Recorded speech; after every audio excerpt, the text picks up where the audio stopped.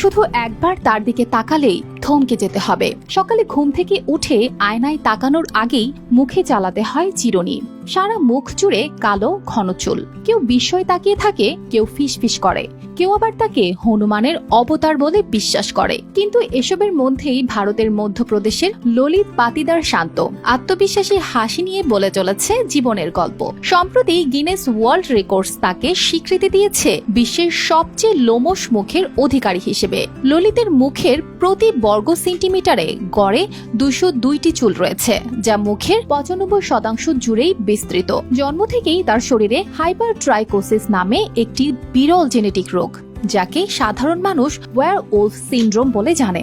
চিকিৎসক তাকে বলেছিলেন এর কোনো নিরাময় নেই, আছে কেবল প্লাস্টিক সার্জারির বিকল্প। কিন্তু ললিত সেই বিকল্পকে প্রত্যাখ্যান করেছে। তার কথায় এই ভিন্নতাই তার শক্তি।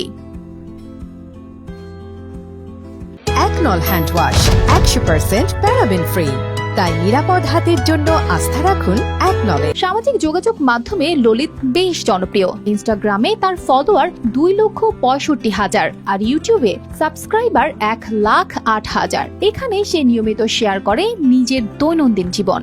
গ্রামের পথ ধরে হেঁটে যাওয়া, গরুকে খাবার দেওয়া, কিংবা মুখের ঘন চুলে চিরুনি চালানো, সবকিছুই সে রেকর্ড করে দর্শকের উদ্দেশ্যে। সাধারণ মানুষের কৌতূহলী দৃষ্টি কিংবা ফিসফিসানি তাকে বিচলিত করে না। ললিত বলে, আমি দেখতে আলাদা, এটা ভালো ব্যাপার। এই ভিন্নতাই আমাকে সাহসী ও শক্তিশালী করেছে। সে আরো জানিয়েছে, চুল ছোট করলে মুখটা আরো কালচে দেখায়, তাই স্বাভাবিক চেহারাটাই সে বেশি পছন্দ করে। সম্প্রতি মিলানে অনুষ্ঠিত এক অনুষ্ঠানে ললিত গিনেস কর্তৃপক্ষের কাছ থেকে নিজের রেকর্ডের স্বীকৃতি গ্রহণ করে এসেছে।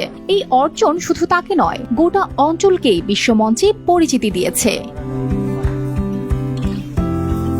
হাইপারট্রাইকোসিস এতই বিরল যে মধ্যযুগ থেকে এ পর্যন্ত মাত্র 50 জনের শরীরে এটি দেখা গেছে। আর এই বিরলতাকে ললিত ব্যবহার করছে অন্যদের জন্য অনুপ্রেরণা হিসেবে। অর্পিতা জাহান, RTV।